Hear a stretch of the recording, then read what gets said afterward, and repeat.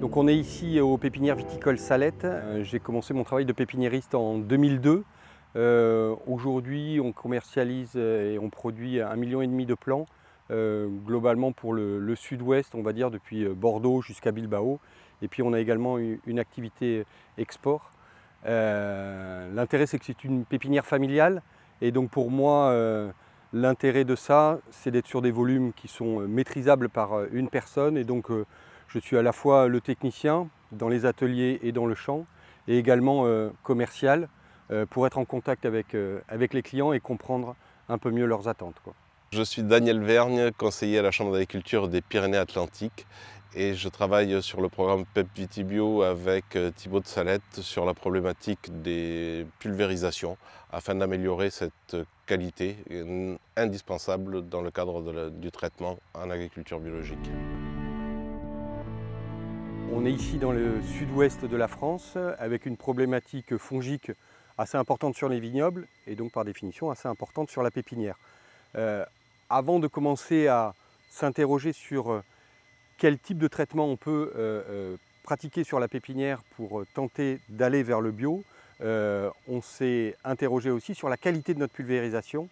qui, à mon avis, est un problème majeur dans la pépinière parce qu'on n'a pas aujourd'hui, à proprement parler, de personnes qui ont développé un produit spécifique pour la pépinière viticole. Et donc chacun, dans sa région, s'est arrangé avec un pulvérisateur pour l'adapter. En collaboration avec nos collègues de la Chambre d'agriculture de Gironde, on a développé et testé une méthode d'analyse qui nous permet de mesurer la quantité de produits et d'impacts qui sont présents sur les faces supérieures et inférieures des feuilles à l'intérieur de la végétation complète. On a pu observer que la pulvérisation était meilleure si on éloignait les diffuseurs du plan de pulvérisation et qu'on peut voir sur cet appareil l'adaptation qui a été faite en inversant le positionnement des mains par rapport à ce qu'il était à l'origine pour éloigner le diffuseur du plan de végétation, ce qui permet d'apporter une meilleure régularité et une meilleure pulvérisation sur les faces inférieures des feuilles. Grâce à ces résultats de tests à la fluorescine, on a pu mesurer la qualité de pulvérisation sur l'ensemble de la végétation et par l'analyse de ces résultats, obtenir les conditions de réglage optimum.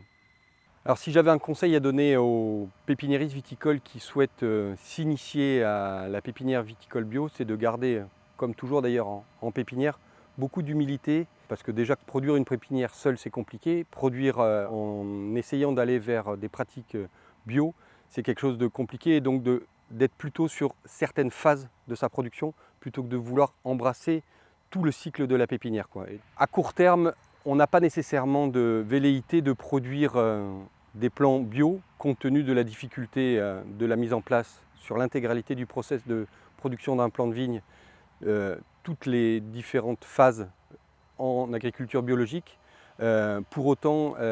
la chose vraiment importante que je retiens de ces expérimentations sur ces 3 dernières années, c'est vraiment l'accent qui a été mis chez nous sur la qualité de la pulvérisation qui va nous servir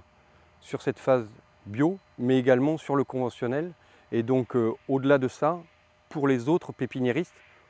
qui ont des problématiques phyto comme nous cette année j'imagine,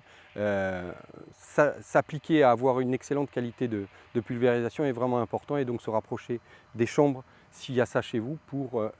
faire ce travail-là. Au cours de ces essais, on a pu mettre en avant l'intérêt de la pulvérisation de fluorescine et de l'analyse d'images pour caractériser la pulvérisation, qui me semble un élément essentiel dans le cadre de l'avancée vers une conduite en bio de la pépinière.